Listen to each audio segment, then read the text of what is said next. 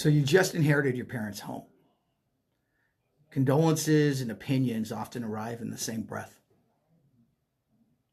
It's a gift, but it's also a burden. And if you've got siblings, well, here's where things can get messy. One wants to sell, one wants to keep it. Another's not saying anything, but you can feel the tension just rising. And suddenly, the house you grew up in feels less like a blessing and more like a battlefield. That's what we're talking about today. Because if this is you right now, you're not alone. Families go through this all the time. I've seen it up close, and I want to talk to you about it. Talk you through not just the three paths families usually take, but also the hidden traps, the emotional layers, and the steps you can take to keep your relationships intact, which is what your parents probably wanted. My name's Ante Perkoff. It's like Dante without the D. I'm a legacy realtor. I specialize in helping families through inherited and trust property sales. I've sat at kitchen tables where siblings weren't speaking to each other, and I've seen families actually grow closer through this process by working together. My job is to give you a framework and a path forward so you don't have to figure this out on your own. So, why do siblings fight anyway so much when a house gets inherited? Here's the truth. It's not really just about the real estate. It's about family history colliding with money. Super tense. Money means different things to different people, obviously. And for one sibling, it's security. And for another, it's freedom. And for maybe even another sibling, it's validation. Proof that their contribution to their parents or the sacrifice they made mattered. And then there's the house itself. It's not just four walls and a roof. It's the smell of mom's cooking. It's the dent in the door frame where you marked your height as a kid or your parents did. It's the garage where dad kept his tools. And sometimes, for some of us, letting go of that feels like letting go of part of yourself. Add in the old family dynamics. You always got your way. Mom likes you more. And what should be a simple property decision or transaction gets loaded up with decades of emotion, maybe even resentment. So let's break down three kind of common main paths families usually take when faced with this decision. Option one, sell the property. Pretty simple. This is the cleanest break. Okay, you list the property, you list the home, you sell it, you split the proceeds according to the will or the trust, and you all move on with your life. On paper, it sounds simple. But here's the rub. Rushing a sale. I've seen families list the home immediately. No cleanup, no inspections, no staging. They can leave thousands of dollars on the table. That's why you see all these ads for home flippers constantly. Could be hundreds of thousands of dollars, depending where you live. So, on the other hand, I have also worked with families who do it right. That's what I do. They take a few weeks to clean out the house. Hopefully you can get it done in 30 days if you watch our other video. They do pre-sale inspections to reduce liability and any negotiating power a buyer might have. You can stage it a little bit if needed, and we try to sell it for top dollar. The proceeds paid for grandkids' college education, travel, even to augment retirement savings, right?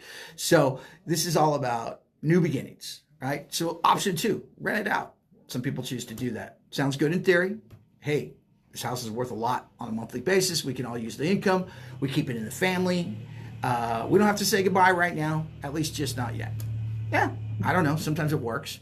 But what families often don't realize is you've just formed a business together, a business partnership, right? I mean, having a rental property is the same as having an ice cream store. Partnerships require agreements and who's going to collect the rent and who's going to pay for everything. What if you need to advance funds for that if there's not enough money on an older house? One sibling wants out, but others don't. And it can cause a new set of problems. I know a family who rented out their home for 5 years. At first, the rent checks came in and everybody was happy. But when the plumbing failed and needed a $12,000 repair, things got ugly. One sibling felt stuck with all the responsibility. Another accused him of skimming money. The rental income wasn't the problem. the lack of structure and clear, expectations was.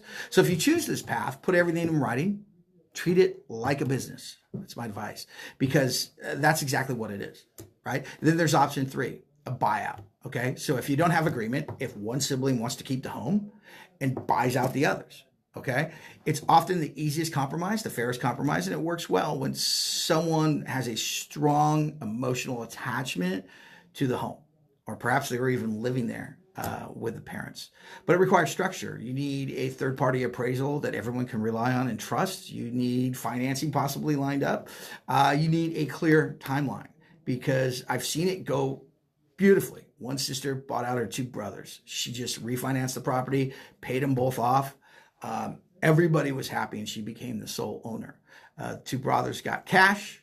She kept the house. Everyone walked away and feeling like they were respected. But I've also seen it go badly. Sibling might lowball the value or drag out payments that were supposed to be made, and resentment sets in, which is why transparency and, again, written agreements are key.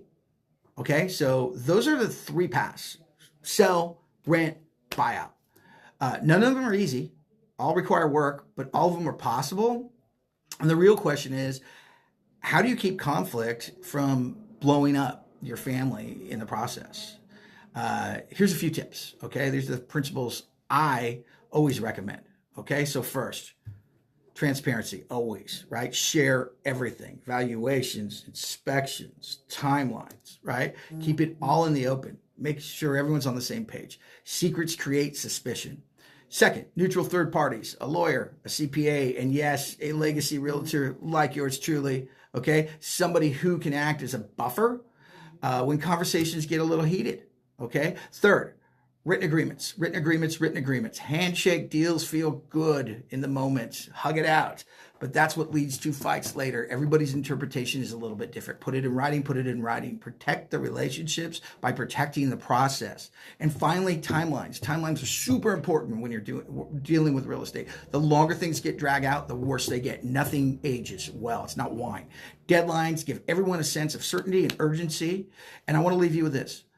Most families think they're fighting about money, but they're not, okay? They're fighting about meaning. One sibling wants to hold on to memories. Another is scared of letting go. And a third just needs the cash, okay? Once you understand what's underneath the argument, what everyone's motivation is, it gets easier to solve the problem that's in front of you. You want some help with that? I put together a free guide called 7 Steps to Selling an Inherited Home Without Family Drama. You can grab it at the link below. It's the exact checklist I use with all of my clients, and I promise it's going to save you time, stress, conflict, and money. So remember, you've got 3 paths: sell, rent, or buyout. With transparency, planning, empathy, you can move forward without tearing your family apart. Subscribe for more videos like this one. Download the guide. And if you need someone to walk you through all of this, please reach out. I'm here to help. Thanks for watching, and hope to talk to you soon.